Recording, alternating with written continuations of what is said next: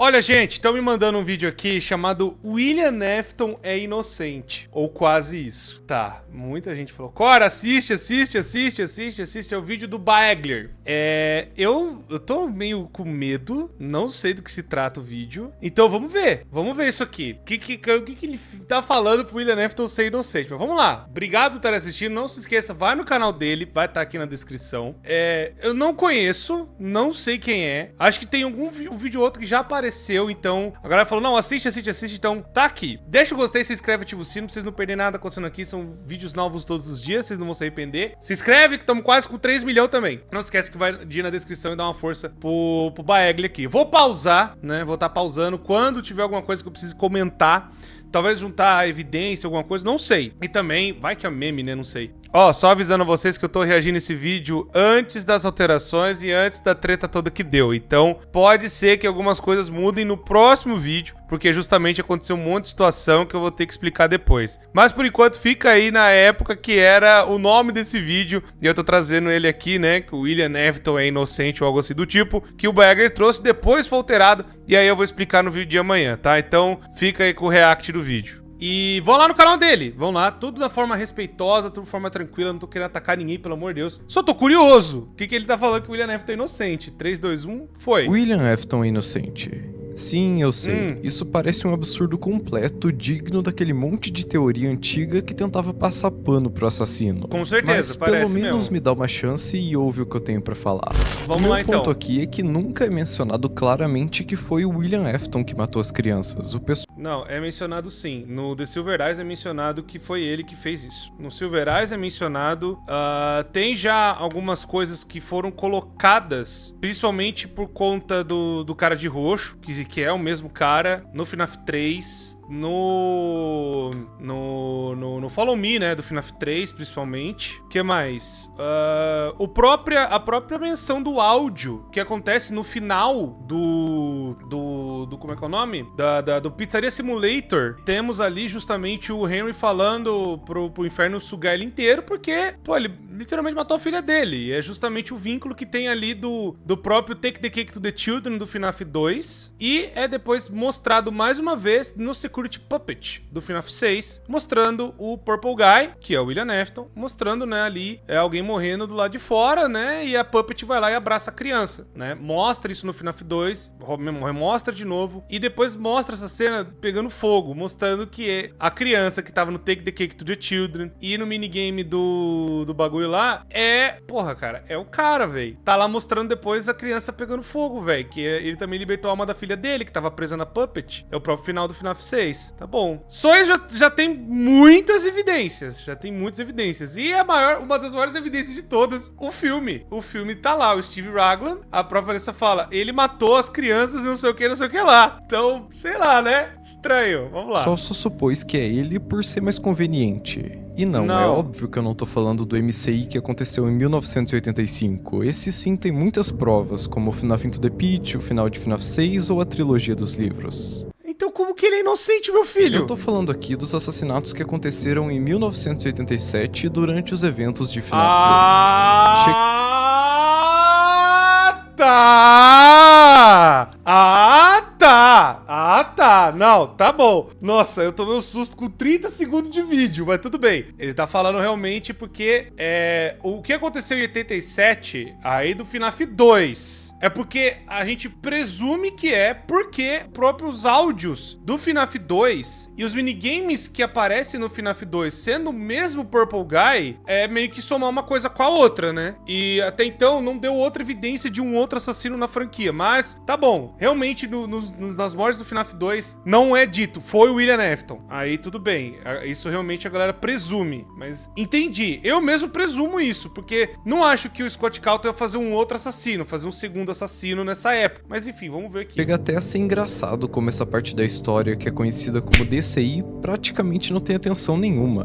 Tanto a comunidade quanto o próprio Scott abandonaram as crianças de 87 e os toys de um jeito que hoje em dia ninguém mais tenta entender o que aconteceu ali. O máximo de informação que a gente tem sobre esse assassinato de 1987 é o minigame Save Them, que mostra o Fred encontrando os corpos pela pizzaria depois sendo pego por esse cara roxo, e as ligações do Phone Guy que só dizem: acabei de falar. Alguém andou usando uma fantasia nos fundos e agora a polícia tá na nossa cola. Eu nem vi o vídeo, acabei de falar. A única coisa que sobra são umas páginas do Ultimate Guide falando de algumas teorias sobre o assassino de FNAF 2. Mas por incrível que pareça, elas têm muita coisa interessante pra pensar. O principal ponto dessas páginas é que em nenhum momento o nome William Afton é mencionado, muito pelo contrário. A maioria das teorias ali levam a gente a pensar que provavelmente o assassino é alguém envolvido com a Freddy's, talvez um guarda de segurança. E é importante lembrar que, apesar de em The Silver Eyes o William usar o nome falso de Dave Miller para trabalhar como segurança na Freddy's, isso não significa que ele tenha feito o mesmo nos jogos. O que estava acontecendo na história era completamente diferente, e eu já vi um monte de gente falando que o William era um guarda no turno do dia em FNAF 2 usando o nome... Pera aí, até agora eu não acredito que eu disse a frase guarda no turno do dia. Pera aí. Gente falando que o William era um guarda no turno do dia em FNAF 2 usando o nome de Dave como se isso fosse canon. Mas voltando ao Ultimate Guide, no final... Então, novamente, o que rola, né, é a interpretação do Silver Eyes, é a interpretação do Ultimate Guide e é justamente aquele negócio de não ter dois Purple Guys. Uma coisa que você tá abrindo brecha aqui, Bagler, é uma coisa que eu mesmo já errei, admito, porque é aquela coisa de colocar dois Purple Guys na franquia. E isso é meio... Isso confunde muitas pessoas e não creio que seja verdade. Eu sei que vai falar assim, então você tá pondo um headcanon. Headcanon é quando os fãs eles se juntam pra basicamente explicar um negócio. FNAF tem muito disso. E a galera bota uma teoria até acima do que o próprio criador colocou. Só que temos um grande problema em Five Nights at Freddy's, onde a história, o Scott Calton não conta ela claramente. A história sempre é preenchida pela galera, a história é sempre colocada pelas pessoas, é sempre colocada pela galera que tá, né, os vídeos, as teorias e tudo mais. Então, o que a gente se pauta? A gente se pauta em evidências que a gente coloca, pô, o Dave Miller, ele fez isso, ele colocou isso, aquilo outro, pô, ele tava lá e tudo mais, usava o nome falso, fazia e tal, não sei o quê. E aí, justamente, quando a gente foi ver, né, a gente foi ver a parada, quando tem o Purple Guy, então a gente assume que seria o mesmo Purple Guy que tá fazendo bosta, né, o mesmo Purple Guy, tá o dito cujo, né? Então, fica difícil a gente pegar e colocar, sabe, mais coisas para as pessoas, sei lá, abrirem um pouco a cabeça, porque é aquela coisa, começa a surgir o problema de FNAF, entre aspas, ser confuso. Porque justamente a gente tenta fazer umas coisas pra deixar um pouco mais claro. Não tô brincando, não tô dizendo que não pode ter teorias. Claro que pode, todas elas são válidas, todas elas têm seus pontos e tudo mais. Mas a gente preenche algumas coisas com fortes evidências, com fortes coisas pra gente justamente falar, que nem eu falei. Tem justamente o áudio, tem justamente o próprio quadrinho que você colocou, tudo isso pra levar pra uma conclusão. Pô, se não mexeram no DCI ainda, justamente, que muito provavelmente vai mexer no filme, pelo que estão falando que vai surpreender muita gente, pode ser então que a gente veja realmente o que aconteceu em 87 agora no filme, porque o DCI ficou lá. Porque também o próprio Scott Calton na época falou, os caras já meio que descobriu a parada toda. Então pode ser por isso também, que eu me lembro que o Scott Calton em 2014 ele comentou na teoria do Matt Pat falando, porra, o cara acertou em 99% do bagulho. Então, tipo assim, a gente se pauta muito no que o próprio Matt Pat falou na época, porque o próprio Scott Calton falou, não, o que ele falou tá certo. E ele falou muita coisa a respeito de um assassino, de um cara que tava fazendo as bosta toda, né? E no FNAF 3, o Scott Calton também falou, pô, os caras reviraram tudo e praticamente acharam todas as coisas. Então, por conta do próprio criador do negócio assumir essas coisas e falar, pô, os caras acertaram na ideia do 3, acertaram na ideia do 2, que a galera falou, não, então realmente é o mesmo cara. Entende que existe essas confirmações. Então, por isso que a galera se pauta muito nessas confirmações que o próprio Scott Calton deixa, né, às vezes no ar. Então, eu entendo que não tem menção, mas toma um pouco de cuidado, eu mesmo tenho que tomar muito cuidado, porque no Ultimate tem uns guides aí que eles falam umas coisas muito absurdas, que realmente contradiz coisas que já foi colocada antes. E fora que tem coisa que não passa nem de revisão do Scott Calton, é só tipo,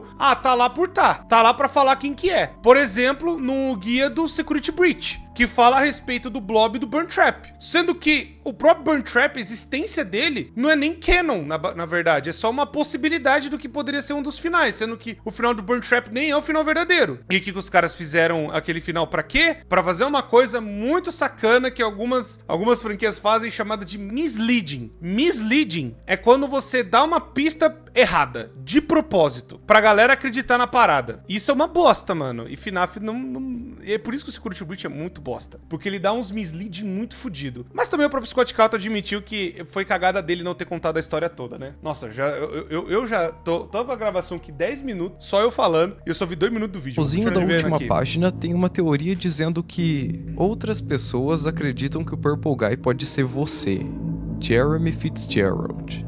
O livro então explica que aquelas alucinações no fim de cada noite podem simbolizar o assassino dentro de uma fantasia sentindo culpa. Aquele It's Me seria quase que uma confissão.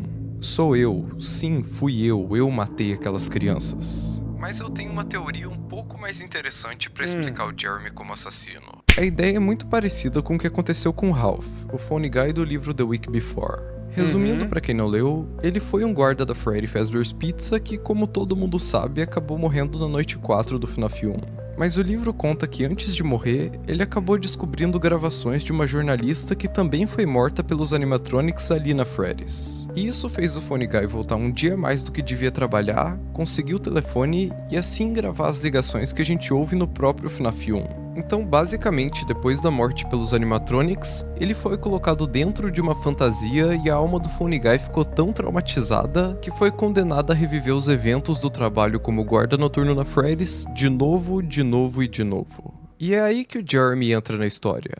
E se, na noite 6 de Five Nights at Freddy's 2, ele foi morto por algum dos animatronics e colocado dentro de uma fantasia? Isso explicaria os minigames que a gente vê justamente quando morre em FNAF 2. O Jeremy tá morto e é obrigado a reviver aquelas lembranças de novo, assim como aconteceu com Ralph. Mas de um jeito pior ainda, porque o Jeremy, o assassino de 87, é obrigado a reviver todo o passado da Freddy's. Ele é atormentado pelos toys, pela Puppet, pelos animatronics clássicos, ele basicamente não tem paz. É quase como o purgatório que acontece na Ultimate Custom Night ou na história do Homem no Quarto 1280. E calma que essa teoria pode ir ainda mais longe. Já que a gente tá traçando um paralelo entre o Ralph de The Week Before e o Jeremy Fitzgerald de FNAF 2, é bem possível imaginar que a gameplay que a gente tem no próprio Five Nights at Freddy's 2 nem sequer é real. E olha, a gente tem uma boa evidência pra isso. No início do jogo e entre cada noite que você passa, aparece uma cutscene muito estranha em que você tá dentro do Freddy na pizzaria de FNAF 1. E até hoje a comunidade não sabe dizer com certeza o que isso significa, mas no fim das contas, talvez a resposta estivesse na nossa cara o tempo todo. Five Nights at Freddy's 2 se passa ao mesmo tempo que FNAF 1. E de novo, eu sei que parece uma loucura absurda, mas é algo que faz sentido. Como eu disse, a primeira coisa que a gente vê em FNAF 2 é essa cutscene, e nessa teoria, ela representa o ponto de vista do Jeremy depois de ter sido morto e colocado na fantasia do Freddy. Então, quando a noite chega, ele revive os traumas de 1987. Lembra de quando era um guarda noturno, lembra dos assassinatos, e quando a noite finalmente acaba, ele tá preso. Não tem pra onde escapar. Tudo o que resta é esperar a próxima noite e sofrer mais uma vez. Pagar pelos crimes mais uma vez. Mas agora talvez você esteja pensando, ok, muito bonitinha a sua teoria. Então, exato, que eu ia falar, muito bonitinho sua teoria, mas existem alguns problemas, porque justamente tem uma história da Fazbear Fright, espera que eu vou pegar o nome. São duas histórias, na verdade, que é a Hide and Seek, que vai falar a respeito mais do Shadowbone seguindo o menino, acho que é do livro Blackbird, e temos também o What We Found, que é lá no livro do Gumdrop Angel, que vai falar de um cara que tem PTSD e ele tava trabalhando na Fazbear Frights, que é no FNAF 3. Assim, e tem outras coisas que ele começa a ver alguma sombra, alguma coisa seguindo ele. Muitas pessoas colocam que existe essa coisa dos Shadows seguirem a pessoa, ou encostarem na pessoa, e o próprio Jeremy, na época, talvez começou a passar por esse tipo de coisa também, e tem outras evidências do tipo do próprio Phone Guy, ele falando com o cara ao telefone, falando, mano, você vai ter que trabalhar na outra noite. Tá, na outra noite não, você vai trabalhar no dia, porque o cara do turno da manhã vazou. Então, porque ele falou assim, ó, o cara que tava trabalhando, o Jeremy, ia ser trocado pro turno da manhã também. Então, o que rolou foi justamente ele ter que trabalhar à noite, as coisas começaram a acontecer. E aí, acho que no final da noite 6, não me lembro se era noite 6, falando, o que você tá fazendo ainda aí, ou algo do tipo, ou se era noite 6 falando, nossa, você vai ter que trabalhar amanhã de manhã, que tinha uma festa de aniversário ainda marcada. Então, que é o que tudo indica que quem tomou a mordida seria o próprio Jeremy. Pois justamente na noite 7 o cara é trocado por uma outra pessoa, né? Porque tem um outro nome lá bizarro. Enfim, tem várias outras partes que coloca que o cara poderia ter sido influenciado pelo Shadow Bone, e já tá tendo essas memórias, essas coisas latentes de volta também. Agora, é porque outra coisa também que a galera não explica tanto bem os sonhos, né? É uma explicação interessante, mas é a mesma coisa você assumir que o guarda do FNAF 2 é o mesmo do 1, sendo que temos um problema, que se chama Noite 6 do FNAF 2, que alguém morre e a pessoa é trocada. Bom, vamos ver como é que ele vai colocar isso aqui, vamos ver. Mas não tem como o Jeremy ter sido morto e colocado numa fantasia, já que ele foi movido pro turno do dia e acabou sofrendo a mordida de 87. Tanto que quem assume a vaga na noite 7 é o Fritz Smith. Exato, o problema é que isso também é só uma teoria. Tá bom que faz bastante sentido, mas ainda assim é uma teoria. Nada impede da mordida de 87 ter sido feita em uma criança da festa de aniversário, ou talvez até em um adulto qualquer, já que, segundo o Funny Guy, os toys começaram a agir estranho com os adultos. E a real é que se for longe o suficiente... Então, o problema é justamente esse, tipo assim, colocar um negócio, pode ser, não vamos ficar sempre no pode ser, entendeu? Pode ser isso, pode ser aquilo, pode ser. Aí quando alguém começa a falar, por exemplo, pode ser que o Foxy seja um coiote, então, tá certo que é um negócio absurdo, né? Deixa eu pegar um exemplo melhor, porque esse é um exemplo meio absurdo mesmo. Mas, por exemplo, pode ser que o William Afton, então, tava querendo reviver o filho dele. E aí você começa a pôr evidências do tipo assim, porque I Put You Back Together, ele tava pesquisando já pra reviver o filho dele, né, na própria lá da Afton Robotics, tem não sei o que, aquilo outro e tal, não sei o que. E o problema é, qual que é a questão? É que tem outras coisas que evidenciam ou mostram uma outra parada, que contradiz com a ideia. Então, a gente sempre tem que manter a mesma linha pra uma coisa não se contradizer com a outra. Até então, não teve, esse é o problema, não teve nada que comprova esse pode ser que você acabou de falar, de um outro adulto ter morrido. Então o Jeremy é o mesmo o Jeremy que acabou indo lá pro FNAF 1, que você falou que acontece ao mesmo tempo, e que ele tá dentro do Fred,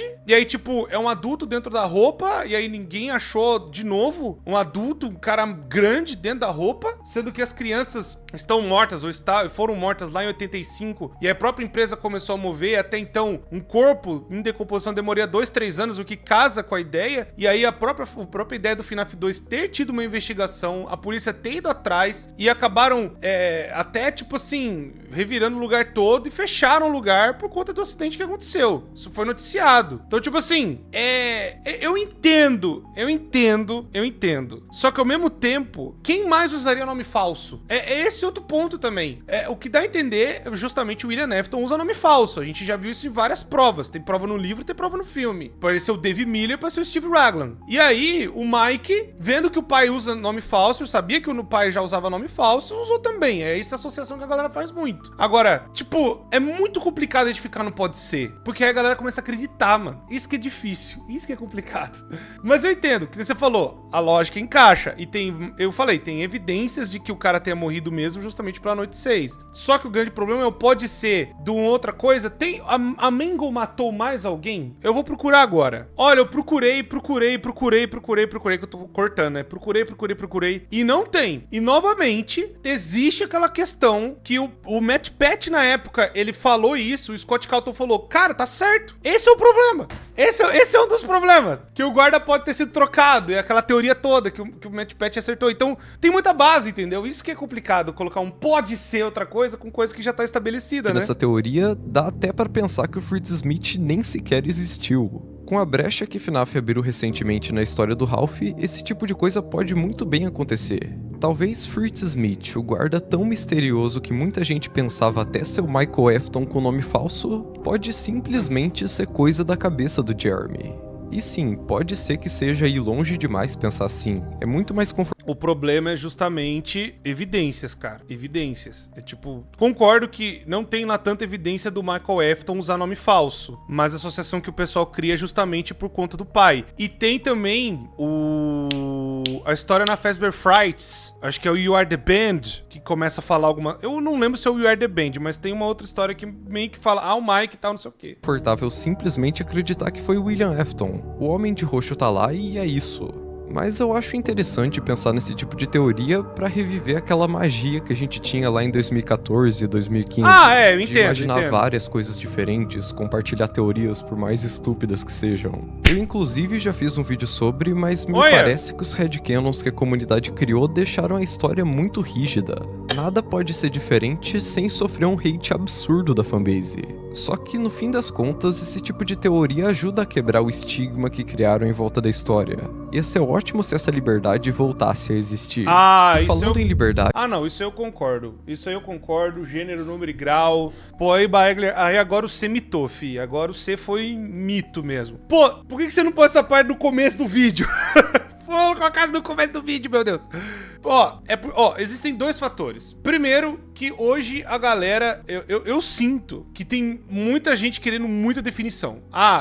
FNAF é uma bola confusa, FNAF é confuso, FNAF é confuso, FNAF é confuso, FNAF é confuso, que não sei o quê. E aí, a solução da galera tentar matar a confusão é um pouco de headcanon, pra justamente a gente tá mirando todo mundo conversando a mesma língua, todo mundo falando a mesma coisa, para não ter problema. Mas, ao mesmo tempo, cara, teoria é uma teoria, tá ligado? Todo mundo pode fazer teoria. Eu posso, por exemplo, não gostar de algumas teorias, e tem teorias que são muito boas, que nem eu não gosto da teoria do Andrew, vou admitir aqui. Mas ao mesmo tempo, eu não posso negar que ela faz muito sentido. Eu não posso negar que talvez ela teria, por exemplo, a coisa da Eleanor, junto aquela coisa da Fazbear Frights, do Into the Pit. Mas ao mesmo tempo faz sentido. Eu posso não gostar, por exemplo, de Ballora Afton. Não gosto, né, do William ter matado a esposa, porque não tem nenhuma evidência que ele tenha matado isso ou tenha feito alguma coisa. Mas tem evidências que comprovam essa teoria, que são bem fortes? Comprovam, mas eu posso não gostar. Mas não quer dizer que é ruim. E também não quer dizer que eu também sou a voz da verdade. Tô longe de ser a voz da verdade. Eu sou só um gordo, né? Também tentando se divertir, fazendo essas histórias e teorias aqui com vocês também. Então, eu posso estar errado e vida que segue. Tá tudo certo. Mesma coisa pra galera que pega e tenta pôr outras coisas na mesa e já vem uma galera revoltada. Justamente porque eu falei. Muitas pessoas querem definição. Não querem ficar mais enrolando. Não querem ficar mais coisa. Porque uma coisa também é fato, Baegler. Nós estamos com 10 anos de FNAF nas costas. E tivemos pouquíssimas definições. Sim, teve algumas importantes, o que é o básico pra todo mundo ver, mas tem coisas que nem você mesmo falou do DCI, isso aí eu concordo, o DCI tá lá largado até hoje. Não tem muita definição. Porque também tem muita coisa que,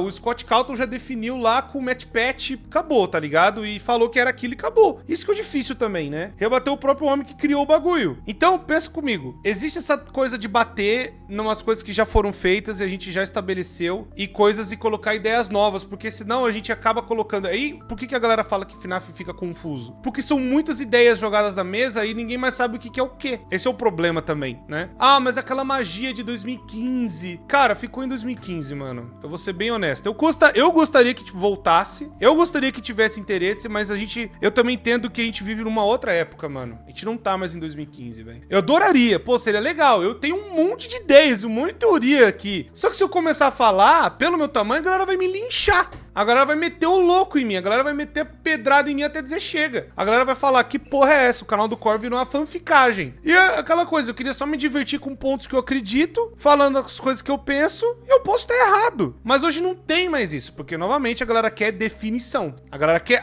isso aqui acabou, entendeu? Porque é difícil, mano, é difícil. Porque já passou muitos anos e a história já ficou com muitas informações, com muitas coisas, e a galera quer definições. Esse é o problema, a galera quer uma coisa definida, tá ligado? Mas eu entendo seu ponto, eu entendo o que você tá dizendo e eu concordo, cara. Seria muito legal a gente poder voltar pra esse tempo. Mas eu também entendo como o tempo tá hoje. A galera quer que as coisas sejam definidas, né, mano? É isso também, é meio complicado. Tanto que a galera fala, o FNAF acabou no FNAF 6 e acabou. A galera fica insistindo nisso até hoje. Eu não acho certo, porque a gente ia perder o filme, ia perder a UCN, ia perder o Help Wanted, que eu acho muito bom, ia perder o Into the Pit, que é muito bom. Não ia ter nada disso. Acabou no 6 e acabou. Porque a galera também fica naquela coisa, a gente vai sempre movendo para as próximas coisas e não tem mais nada, não tem essa empolgação, enfim, né? Tem isso também, né? Mas vamos ver o que você vai falar aqui. Essa teoria do assassino de 87 ser outra pessoa como Jeremy Fitzgerald abre margem para várias outras teorias que podem mudar completamente a timeline que a gente conhece, como por exemplo a teoria de que em 1987 o William Afton já estava morto, por isso ele não podia ser o assassino.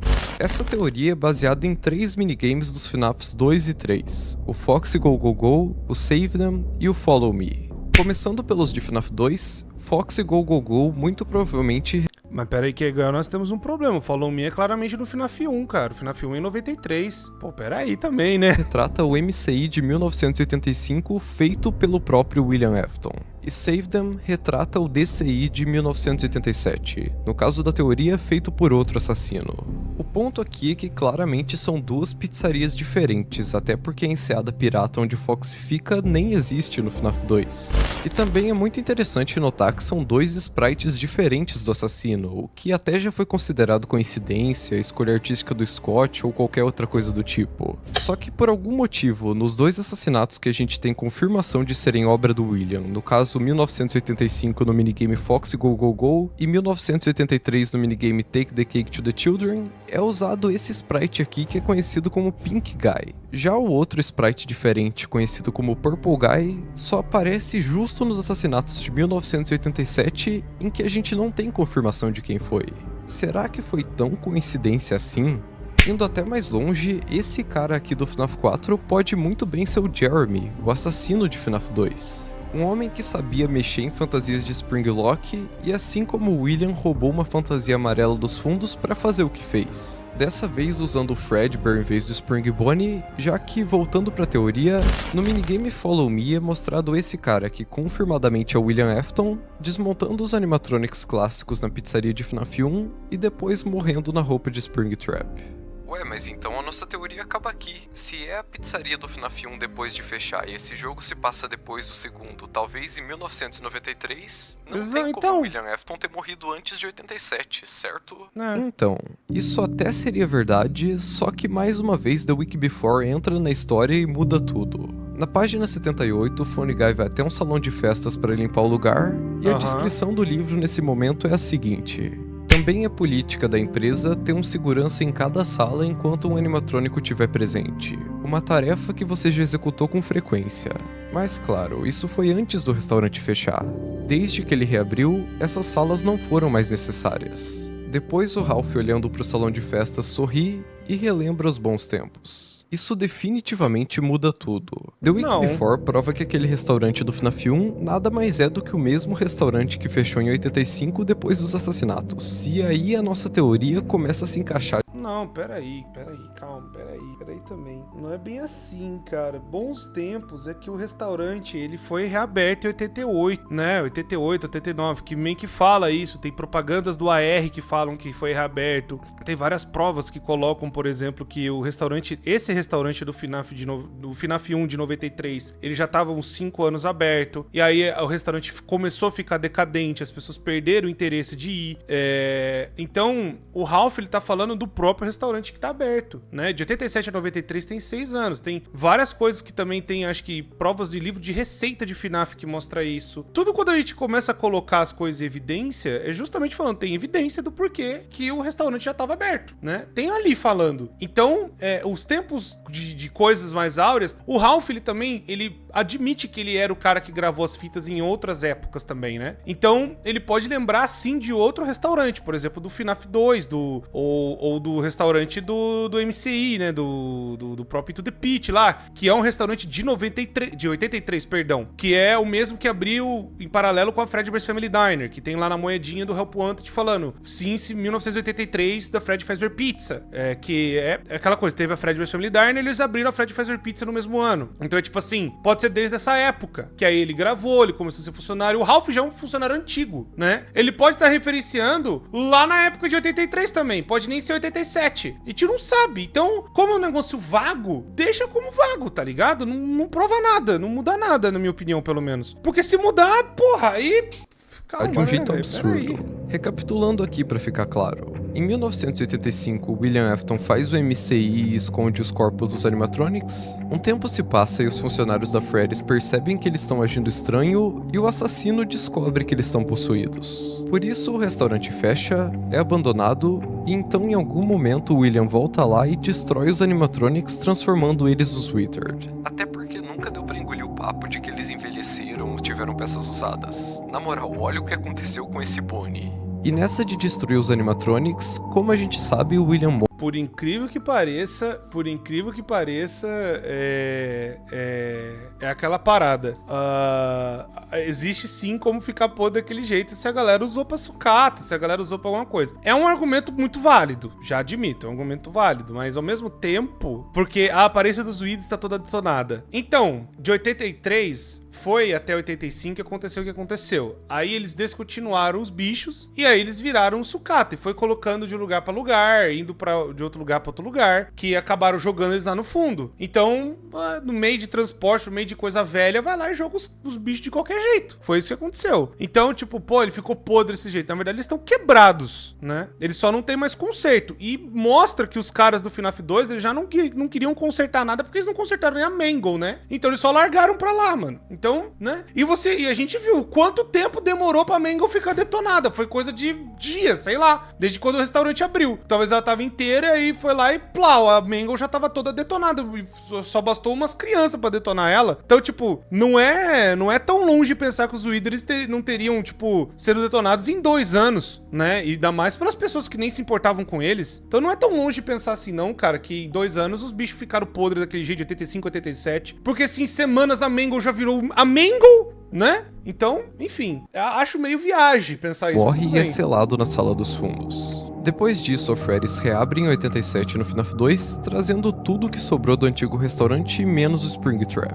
O Jeremy então mata as crianças, é morto por algum dos animatronics e é colocado dentro da fantasia do Freddy, sendo condenado a ficar ali preso, revivendo todo o sofrimento do passado. Basicamente é essa teoria e muita ênfase na palavra teoria. Eu não tô confirmando nada. Tanto que ia ser muito legal se você discorda ou tem alguma coisa pra acrescentar, que você comente os seus pontos aí embaixo. Eu tenho certeza que vai dar uma discussão muito interessante. Só lembra de usar como base o que aparece nos jogos ou nos livros canon como The Week Before. Se for falar de alguma teoria diferente, um headcanon ou até um livro que a gente ainda não sabe se faz parte da história principal, é bom deixar bem claro porque evita muita confusão com o pessoal. Mas é isso, foi bem interessante tentar reviver esse sentimento da boa época de FNAF. Então, eu entendo o sentimento, e tanto que tem até o Game Mysteries, que ele aparece na live, né? Ele comentou até aqui o seguinte, ó. Primeiro ponto, embora que o nome Jeremy não tenha sido mencionado, The Week Before confirma que ele foi a vítima de Mordida de 87, ser referenciado nas páginas 14, 29 e 196. Nesse livro, a página 14 confirma que a vítima fez algo para provocar o incidente. Página 29 confirma que algum dos funcionários foi a vítima. Então, já mostrou que, enfim, é a prova aqui. E a página 196 menciona um áudio da quinta noite que o FNAF 2, com base nisso, é seguro dizer que James Fitzgerald foi a vítima mordida de 87. Sua teoria interessante justamente porque daria peso à frase do Rafa na página 14. A vítima fez algo para provocar aquele ataque. Significa que o motivo de 87 aconteceu como uma espécie de vingança. Segundo ponto, é impossível que o Jeremy seja o Purple Guy de FNAF 4. Na primeira noite de FNAF 2, Ralph diz que Jeremy está em um summer job. Nos Estados Unidos, isso é um termo que significa empregos curtos. E já que o FNAF 4 se passa em 83, nesse caso, o Jeremy estaria na empresa desde 83.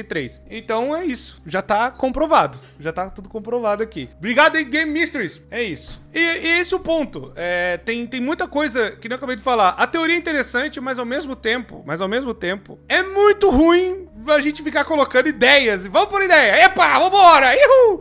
E aí, a galera acaba achando muito confuso. Então, que nem o próprio The Game Mysteries falou, a mesma ideia que eu tenho, é muito difícil, né? Ah, não, o cara mudou, vai, volta. Calma, não é bem assim. Vamos com calma. É legal, é interessante. E se as pessoas levassem de boa, como um vídeo de FNAF, de boa, com ideias que não sejam 100% canônicas, por que eu falo isso? Você sabe o meme que existe que a galera fala, se o Cord está dizido. E tem coisa que eu nem falei. E a galera bota como se eu falei, mano. Então entende que é meio complicado, porque aí a galera que vai mesmo e sabe da parada, pô, o Cor nunca falou isso. Mas a galera bota nas minhas costas uma culpa do bagulho que eu não sei, que eu não fiz. Eu não sei o que eu fiz. Ou se eu fiz, eu já desmenti outro vídeo. E aí eu volto. Ah, qual vídeo que a pessoa viu? Eu vou lá e edito. Já fiz isso várias vezes. Então tem coisa que vai mudando, com certeza sim. Mas ao mesmo tempo, ficar colocando ideias novas aí, pau e água, fica meio difícil. Porque aí a galera começa a colocar que FNAF é confuso, por justamente terem tantas ideias e tantas coisas sendo colocadas na mesa, que às vezes é tipo, a gente tem que tomar cuidado um pouco do que é teoria e do que é, como é que eu posso falar o termo? É quando eu quero provar uma ideia minha. Por exemplo, a galera falando que o William Afton era um bom pai. Isso eu quero defender essa ideia. Aí vira uma tese. E aí a galera usa os recursos das coisas que tem no jogo pra defender a tese. Isso não é teoria. Isso é defender uma ideia. Teoria não é uma ideia. Teoria é você pegar vários pontos que fazem sentido e você chegar numa conclusão. A conclusão tem que vir depois, é isso que eu quero dizer, não antes. Entendeu? Porque aí a teoria vira uma teoria. Pô, isso chega nisso, entendeu? Mas enfim, o seu vídeo é muito bom, tem pontos muito legais. Também acho meio abandonado os caras meter o DCI e é isso?